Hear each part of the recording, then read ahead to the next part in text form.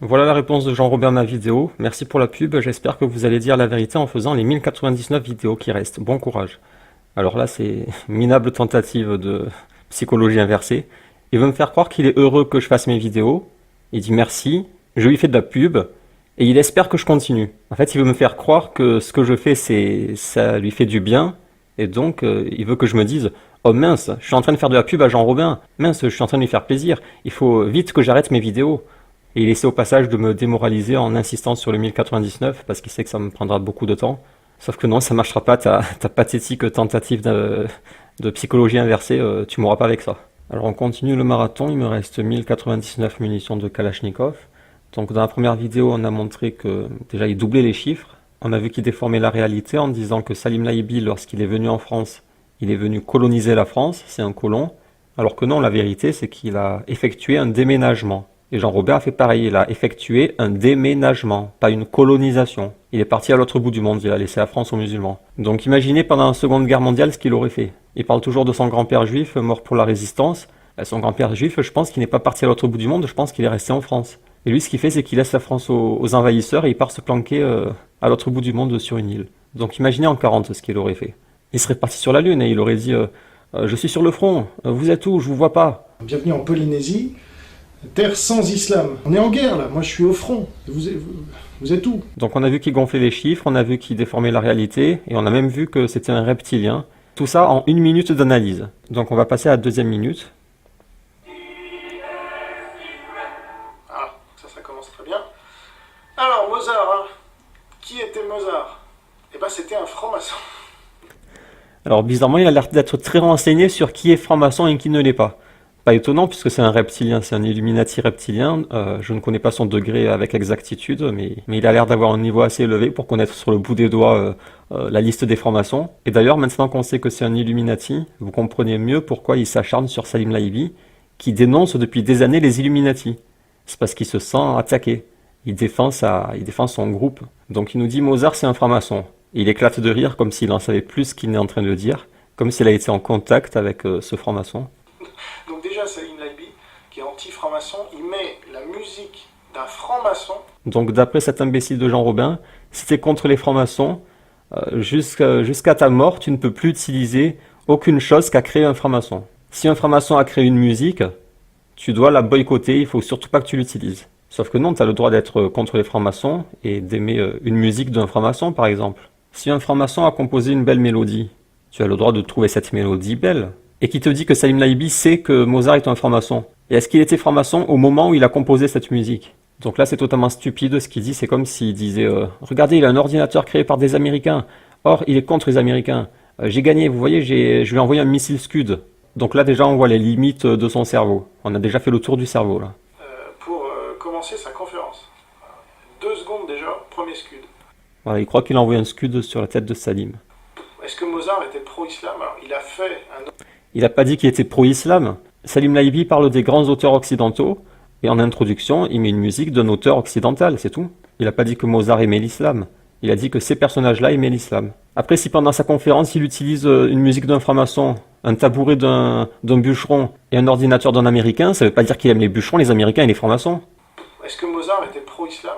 Il n'a pas dit ça. Salim Laïbi n'a jamais dit que Mozart était pro-islam. Donc ça, c'est la technique de l'épouvantail, ou l'argument de l'homme de paille.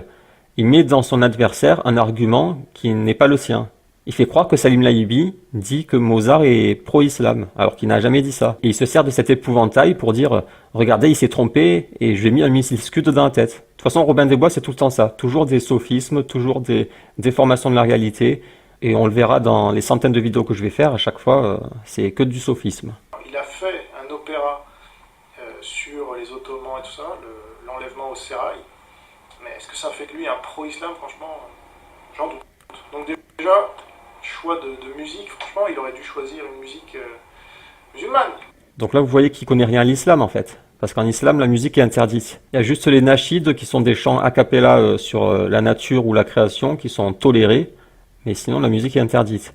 Si Salim Laïbi était en terre d'islam et qu'il mettait cette musique de Mozart, les intégristes, ils seraient rentrés casser ses enceintes. Parce qu'il y a des savants, ils disent en terre d'islam, si t'entends la musique, t'as le droit de rentrer chez le propriétaire pour lui casser les instruments. Donc déjà, du point de vue musulman orthodoxe, il est en tort, Salim Laibi. Il n'a pas le droit de diffuser des musiques avec des instruments.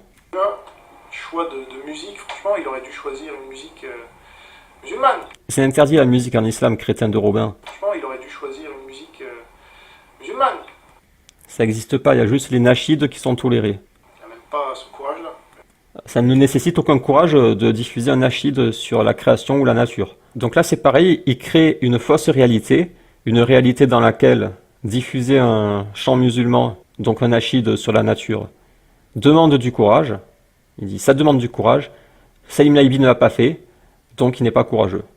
Vous voyez, c'est toujours ça. Il crée des fausses réalités, il crée des faux arguments dans la bouche de son adversaire, et après il s'y attaque, il s'attaque aux épouvantails, et il dit regardez comme je suis fort.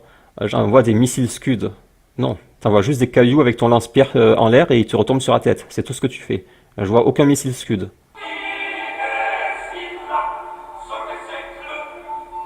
Voilà, dans la musique, il y a de la flûte, donc il n'a pas le droit, Salim Laibi, de diffuser ça. Fiat Lux en plus, que la lumière soit. Ça, c'est un truc de la Bible, non?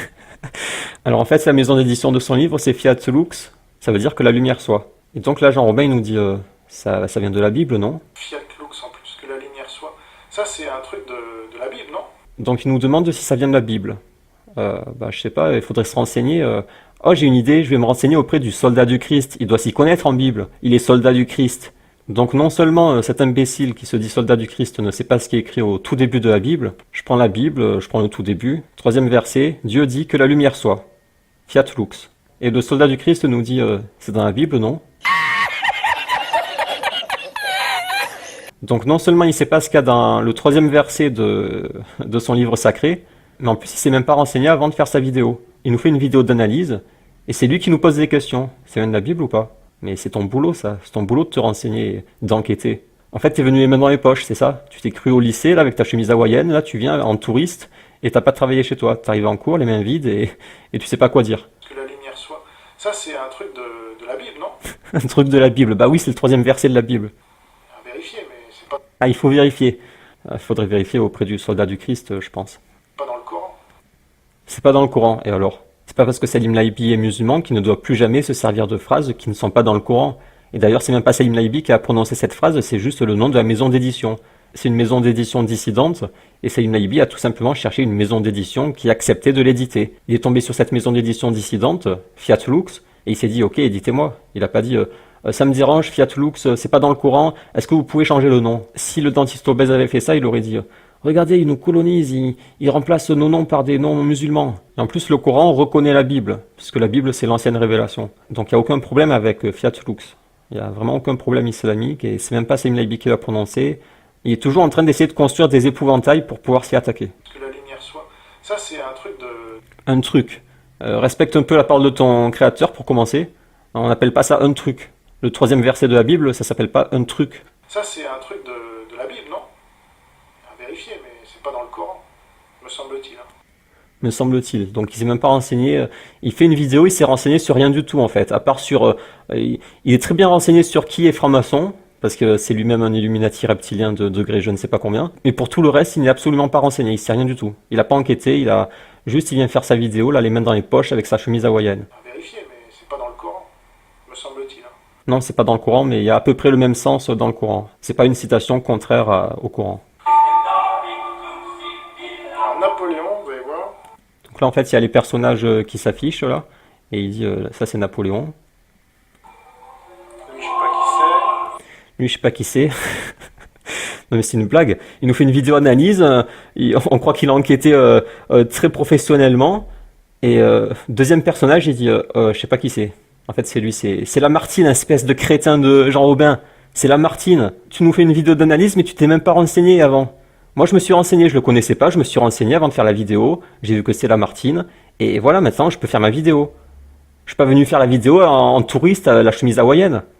Je me suis renseigné avant, j'ai enquêté, et maintenant je fais ma vidéo d'analyse. Donc vous voyez, il vient vous faire une analyse, mais il sait rien sur rien. Il sait pas que la musique est interdite en islam, il sait pas que Fiat Lux, c'est le troisième verset de sa Bible, il sait pas que lui c'est Lamartine. C'est une catastrophe ambulante ce mec. On n'est même pas 2 minutes, c'est vraiment lamentable. Donc il me reste 1098 munitions de Kalachnikov à lui balancer dans la tête.